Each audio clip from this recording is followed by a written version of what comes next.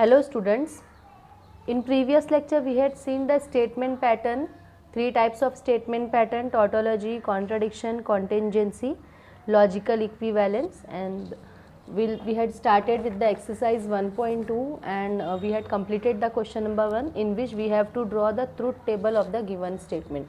So we know how to draw the truth table of the given statement. Now we will proceed further for question number 2.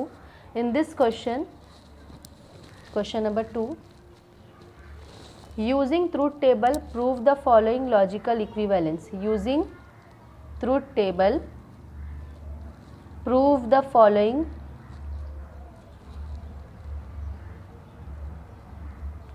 Logical equivalence. Truth table का use करके हम लोग को following equivalence को proof करना है. So very first question is negation of P and Q equivalent P और Q and negation P. So you have to prove that this statement pattern is equivalent, that means equal to this statement pattern by using truth table. So how we will do? First we will draw truth table for those two statements. So as you can see, there are only two statements, P and Q.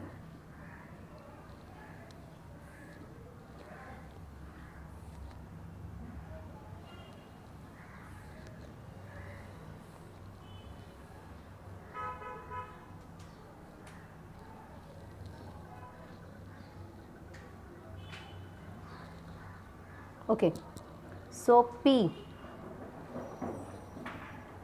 Q, ये ऊपर के हम लोग ने empty space रखे हैं, वो बताती हूँ हम लोग ने क्यों रखे उसको. ठीक है. सो P, T, T, F, F and T, F, T, F. These are the combination of two statements P and Q. And we want here negation P, है ना. नेगेशन P की बीच में ज़रूरत है, नेगेशन Q की ज़रूरत नहीं है, तो सिर्फ हम लोग नेगेशन P निकाल लेंगे. सो T का नेगेशन F, T का नेगेशन F, F का नेगेशन T, T. सो यहाँ पे क्या लिखा हुआ है? नेगेशन P एंड Q, यानी Q एंड नेगेशन P के बीच में conjunction. So negation P conjunction Q. Conjunction की definition, if both are true then true, otherwise false. Negation P conjunction Q, if both are true then true, otherwise false. Next is first statement pattern जो था हमारा left hand side का, वो हो गया. तो इसको हम लोग कॉलम नंबर देते हैं, column 1, column 2, column 3, column 4. So our column 4 is left hand side statement pattern. Okay, अब इसकी बारी, अब इसको देखना है हमको. तो इसमें हम लोग को पहले ये फाइंड करना पड़ेगा P और Q और disjunction. Disjunction, if both are false then false, otherwise true. Now what you have to do, ये जो लिखा हुआ है P और Q, इसका हमें कंजंक्शन करना है. किसके साथ? नेगेशन P के साथ में. ओके, P और Q का कंजंक्शन करना है नेगेशन P के साथ में. This is column 6. मतलब इसके साथ में क्या करना है? कंजंक्शन. कंजंक्शन दैट मीन्स दोनों ट्रू रहेगा तो ट्रू. सो यहाँ तो दोनों ट्रू नहीं है तो फॉल्स. यहाँ पे दोनों ट्रू है इसलिए ट्रू. यहाँ पे दोनों ट्रू नहीं है तो फॉल्स. यहाँ पे भी दोनों ट्रू नहीं है तो फॉल्स, है ना. इन दोनों के बीच में हमको कंजंक्शन था, false, false, true, false.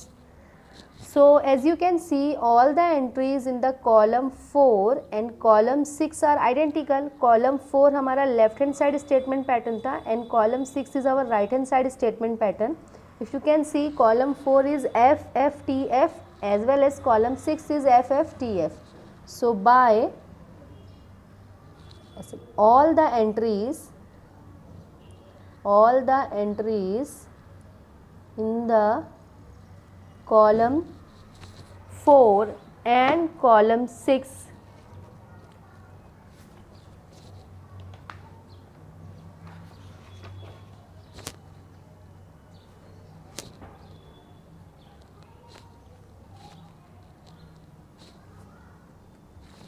Okay. All the entries in the column 4 and the column 6 are identical. या हम लोग ऐसे बोल सकते हैं, since column 4 and column 6 are identical, direct ऐसे भी बोले तो भी चलेगा, ठीक है, क्योंकि दोनों सेम है, देयरफॉर हम बोल सकते हैं negation P and Q is equivalent to P और Q and negation P। Okay, so using truth table हमको ये प्रूफ करना है क्या ये दोनों इक्वल है। तो इट इज़ वेरी सिंपल, हमको देखना है कॉलम 4 एंड कॉलम 6 के ऑल एंट्रीज सेम है, तो हम ऐसे भी लिख सकते हैं all the entries in column 4 and column 6 are identical. Else तुम ऐसे भी लिख सकते हो column 4 and column 6 are identical and that's it and they are equal. Okay, now next question, P double implies Q को तुमको इक्विवेलेंट प्रूफ करना है नेगेशन ऑफ P और Q and negation of P and Q। Okay, P double implies Q को equivalent proof करना है negation of this whole column, negation of P और Q and negation of P and Q। Okay, so अब हम लोग इसका ध्यान से पहले ट्रुथ टेबल बना लेंगे।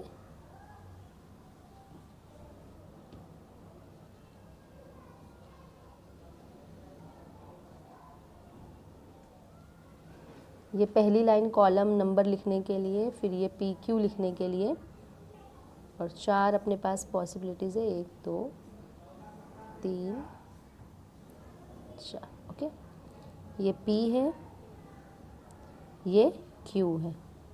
क्या क्या पॉसिबिलिटीज़ है, TT FF TF TF, correct. So इसमें से किसी सिंगल स्टेटमेंट का नेगेशन नहीं चाहिए, we don't need any negation P और negation Q, so we will proceed like this. First हम लोग क्या करते हैं, left hand side statement pattern का हम लोग ट्रुथ टेबल देख लेते हैं। Okay, so left hand side statement pattern is P double implies Q। Okay, so we are done with this. Double implies में क्या होता है, सेम रहेगा तो true, otherwise false. So column 1, column 2, column 3। So left hand side statement pattern का truth table easily draw हो गया। Now we will see right hand side statement pattern. Okay, अच्छा एक और चीज़, दोनों स्टेटमेंट पैटर्न का ट्रुथ टेबल एक ही उसमें बनाना है, अलग अलग बनाने की ज़रूरत नहीं है, ठीक है। अब ये left hand side statement pattern बन गया, अब हम लोग राइट हैंड साइड पे फोकस करते हैं। तो इसमें सबसे पहले क्या चाहिए, P और Q। सो हम लोग पहले P और Q निकाल लेते हैं। व्हाट इज़ P और Q? और in disjunction if both are false then false, otherwise true, correct. Then it is P and Q। पहले हम लोग ब्रैकेट्स देखते हैं, and if both are true then true, otherwise false. Okay, now see we want negation of this P and Q। ये P and Q का हम लोग को नेगेशन चाहिए, तो यहाँ पे आएगा F T T T। Now P and Q conjunction P और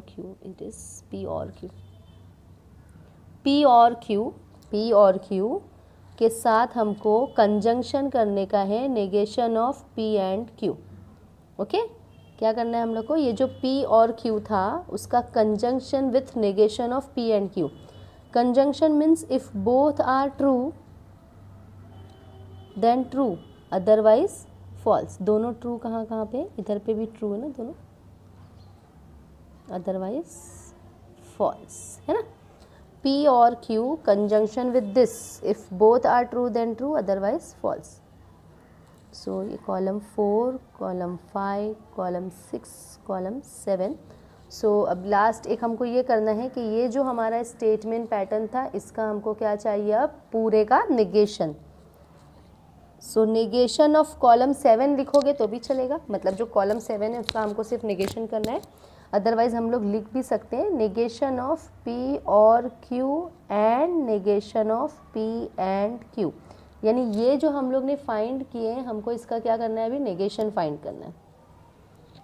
अगर इफ़ द टेबल अगर बहुत ऐसे लेंदी है और वो स्पेस नहीं ले रहा है, तो मतलब स्पेस नहीं बच रहे हैं, तो negation of, instead of writing this you can simply write negation of 7 like this.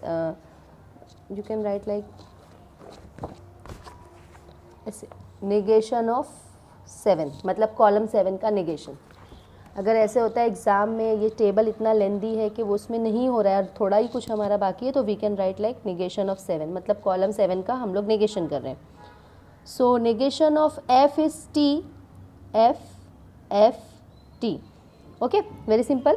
So you can see that all the entries in the column 3 and column 8 are identical, correct? तो since हम लोग ऐसे भी लिख सकते हैं column 3 and column 8 are identical, column 3 और column 8 एकदम सेम है, therefore P double implies Q equal होगा किसके, नेगेशन ऑफ P और Q and negation of P and Q, hence proved. So logical equivalence check करना ट्रुथ टेबल से बहुत easy है, बहुत सिंपल है, ठीक है। We will see one more question based on this.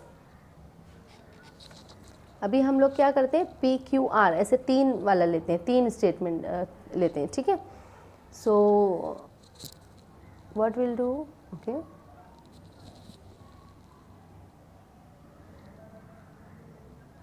Question number 3 हम लोग देखते हैं जिसमें R भी आ रहा होगा। सो P और Q implies R is equivalent to P implies R and Q implies R, okay. हम लोग को प्रूफ करना है P और Q implies R is equivalent, P implies R and Q implies R, okay। सो हम लोग इसका पहले ट्रुथ टेबल बनाएंगे। ट्रुथ टेबल के लिए हमारे पास यहाँ पे 3 स्टेटमेंट है। कॉलम नंबर डालते हैं इसमें हम लोग P Q R लिखेंगे और यहाँ पे कितने आएंगे, 8 आएंगे, है ना। हम लोग पहले भी ट्रुथ टेबल बना चुके हैं।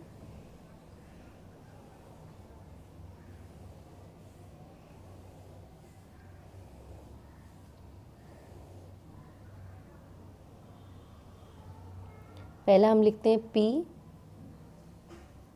then Q and R, okay।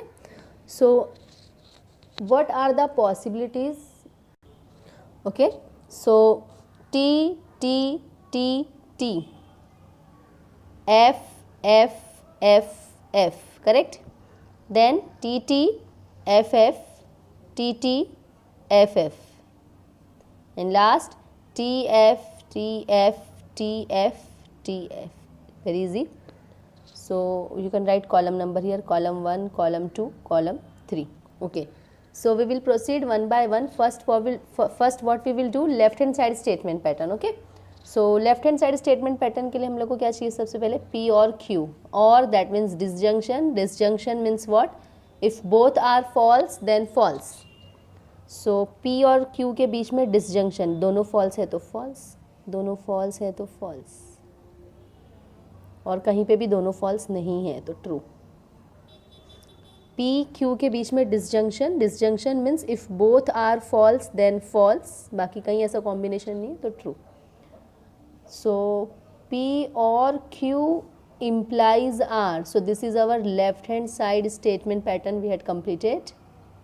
P और Q implies R, this implies this, T implies T, T, T implies F, F, T implies T, T, T implies F, F, T implies T, T, T implies F, F, F implies T is also T, F implies F is also T। We know that conditional यानी implication में क्या होता है, सिर्फ T implies F, F आता है, बाकी सब true। So this implies this, T implies T, T, T implies F, F, T implies T, T, T implies F, F, T implies T, T, T implies F, F, और बाकी F implies T भी T आएगा, F implies F भी T आएगा, okay. So ये हमारा left hand side statement pattern हो गया है। अभी हम लोग देखते हैं right hand side statement pattern के लिए। So first is P implies R, P implies R, C, T implies T, T, T implies F, F, T implies T, T, T implies F, F, T, F implies T is also T, F implies F is T, F implies T is T, F implies F is T। Only T implies F, T implies F, F. T implies F, F. Rest all are T. Okay. Next is Q implies R.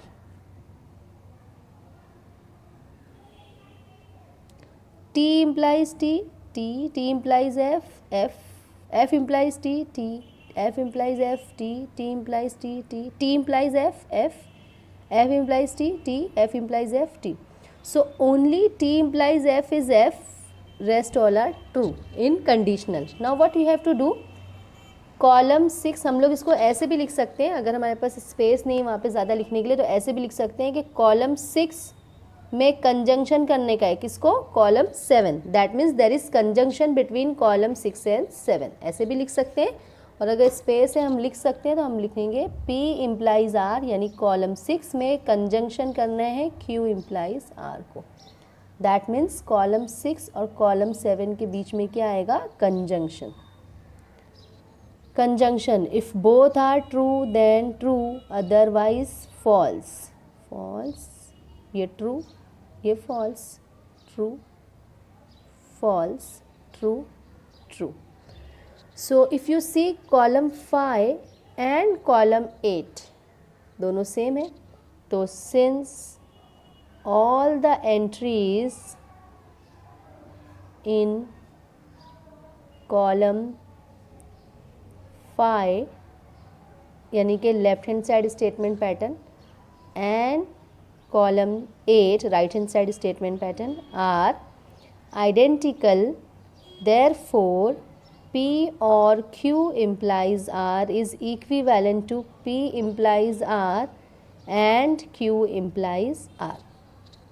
This is how using truth table हम क्या करेंगे, इसको equivalent proof करेंगे.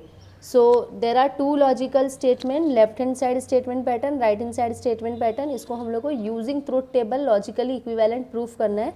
So what we will do, we will draw the truth table of both the statement in same table, and by this sentence you can conclude that all the entries in this column and in this column are same, therefore they are logically equivalent. Okay, so very simple.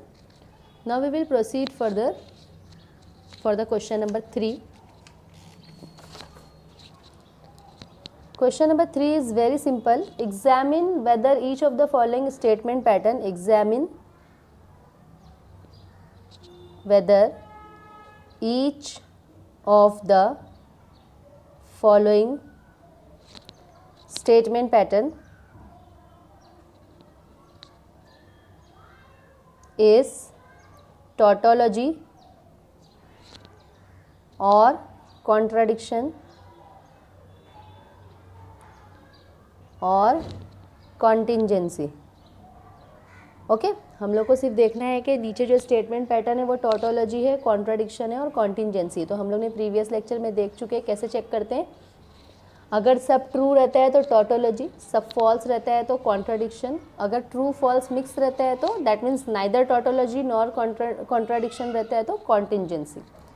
So first question, P and Q implies Q और P. Okay so ये statement pattern है. इसका truth table we will draw and we will see if all the entries in the last column is T then it is tautology. If it is F then it is contradiction. If it is T and F mixed, so what we will say, this is neither tautology nor contradiction, therefore it is contingency. So first we will draw the truth table.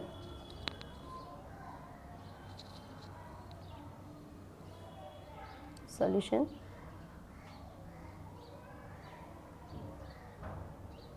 P Q.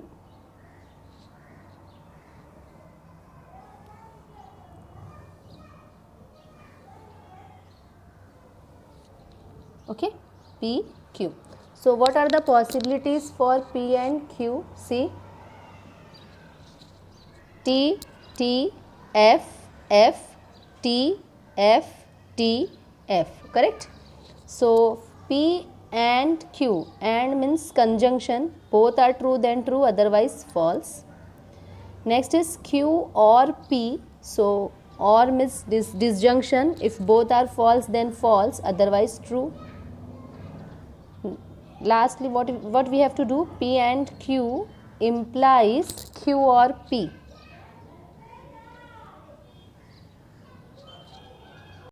So what we have to do? P and Q implies Q or P. T implies T, T. F implies T, T.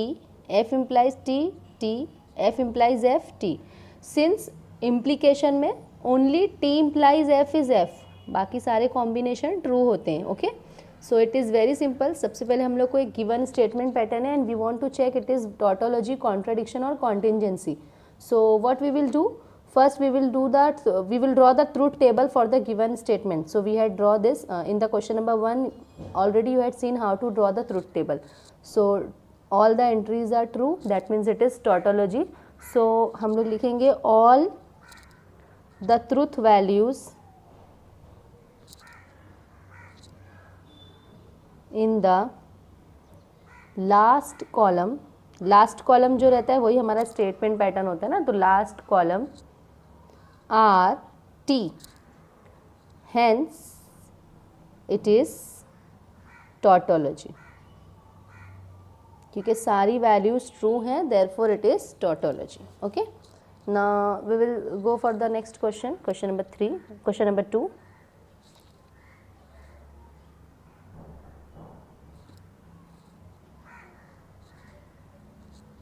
Okay, negation of bracket है, negation P and negation Q और Q. So first we will draw the truth table for this.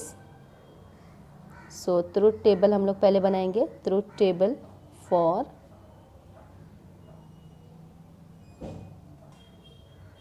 Okay, हम लोग सबसे पहले इसके लिए truth table बनाएंगे. So already in previous question you had seen how to draw the truth table. P Q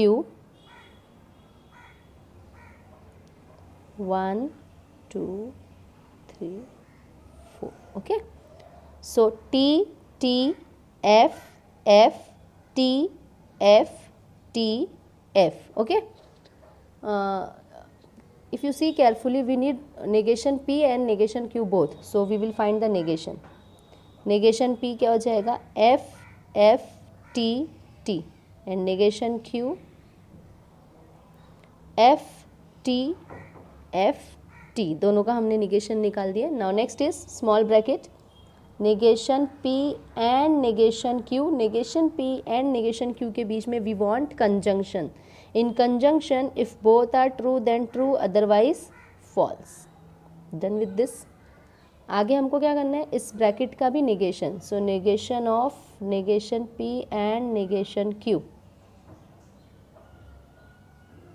So do the negation of this T T T F.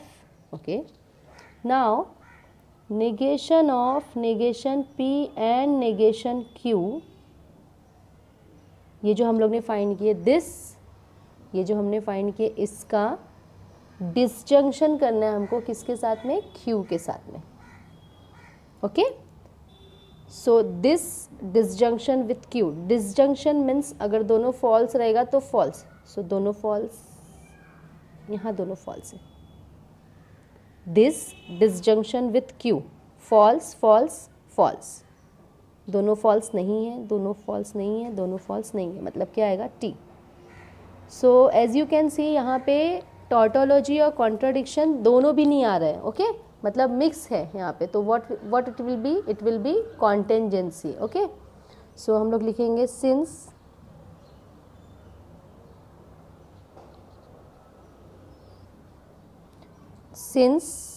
Truth values in the last column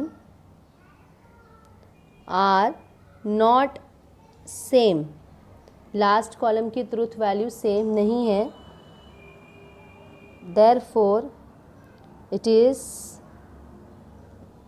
neither tautology nor contradiction. ना तो tautology है ना तो contradiction है, hence it is कॉन्टिंजेंसी. हम लोग ने कॉन्टिंजेंसी के जब डेफिनेशन देखे थे तो उसमें ही देखे थे जो ना तो टॉटोलॉजी रहता है ना तो contradiction. So it is very clear क्योंकि लास्ट कॉलम की एंट्रीज सेम नहीं है, so it is neither tautology nor contradiction, mixed values है T F, so it is contingency. Okay, so I hope you all are clear with this. Now we will proceed further and we will do one more question based on this.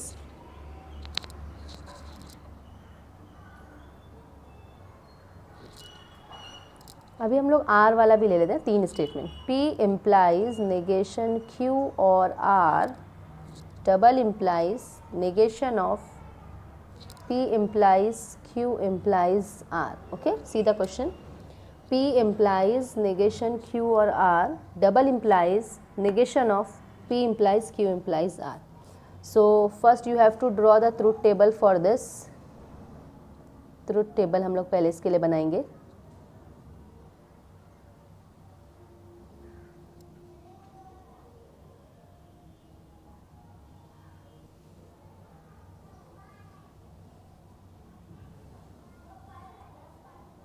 One, 2, 3, 4, 5, 6, 7 and last 8. Okay, so P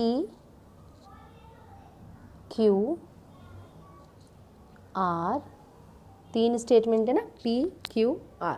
okay, so T T T T F F F F T T F F T T F F and last T F T F T F T F.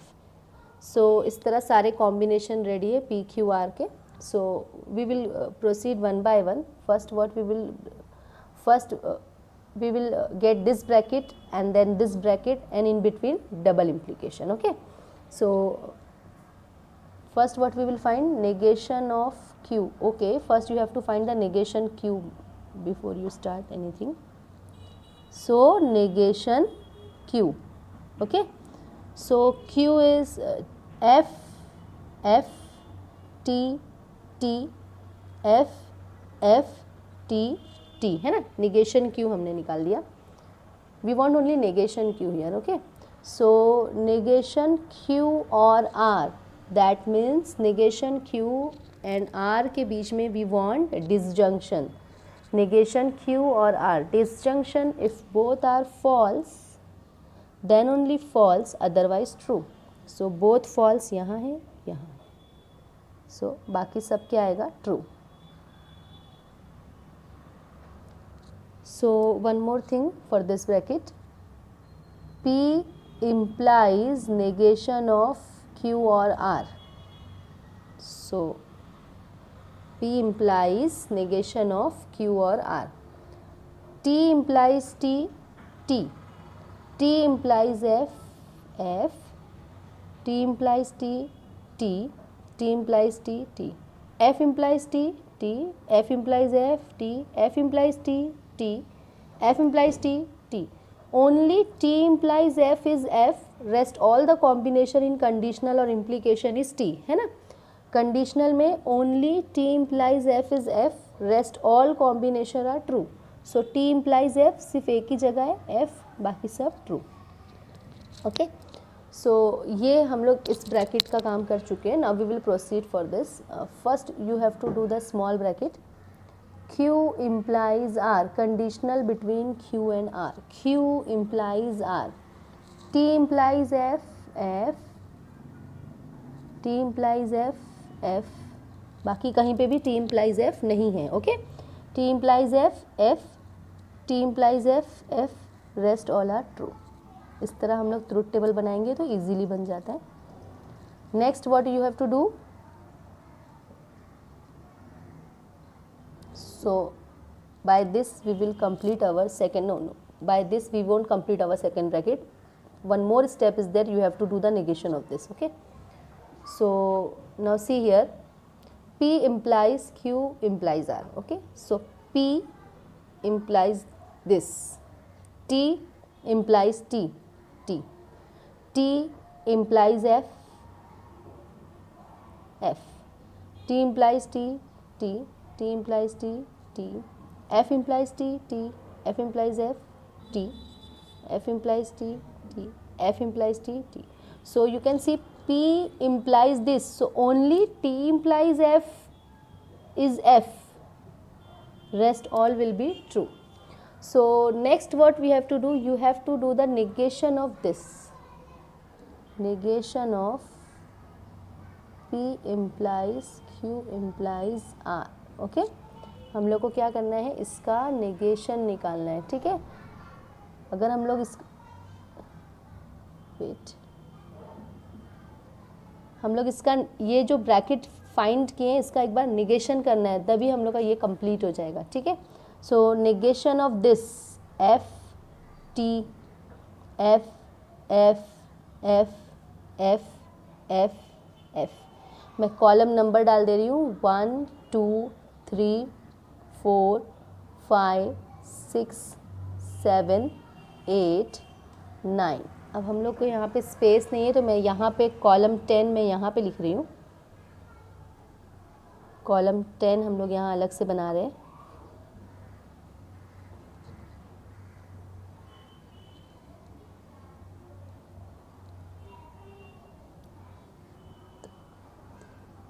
Four 5 6 7 8 okay. Now what is column 10? Column 10 क्या है, ये जो हम लोग ने find किए थे column 6 first bracket and column 9 second bracket. Column 6 और कॉलम 9 के बीच में डबल इम्प्लीकेशन। एग्ज़ाम में या जब भी हम लोग सॉल्व कर रहे हैं, सॉल्यूशन प्रोवाइड कर रहे हैं कहीं, तो ये इतना बड़ा हम लोग ऐसे टेबल में अगर नहीं लिख पा रहे तो व्हाट वी विल डू, हम लोग ऐसे कॉलम नंबर डालते हैं। सो कॉलम 6 मीन्स ये, कॉलम 9 मीन्स ये, इन दोनों के बीच में डबल इम्प्लीकेशन। अगर चाहिए तो हम राइट डाउन भी कर सकते हैं, अगर तुम्हारे पास स्पेस अवेलेबल रहेगी तो।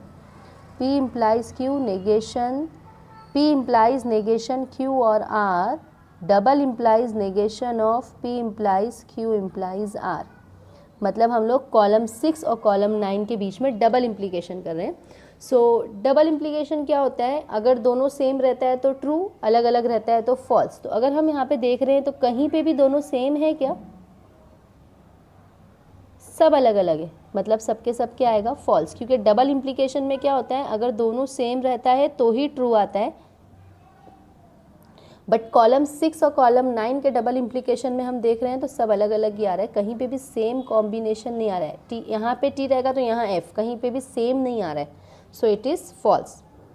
तो since all entries in the last column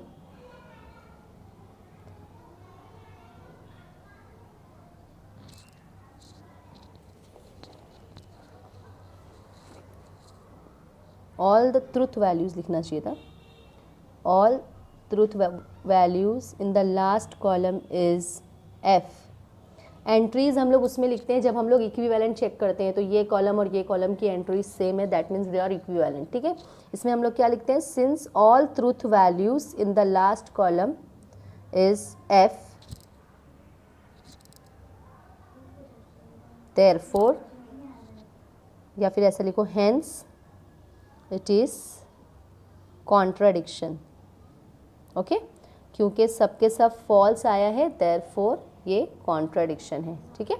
since all the truth values in the last column R F, hence it is contradiction. So by this we had completed this exercise. Now in the next lecture we will proceed further for the next topic, and I will give you the assignment based on the exercise 1.1 and 1.2. So you have to go through the assignment. Thank you.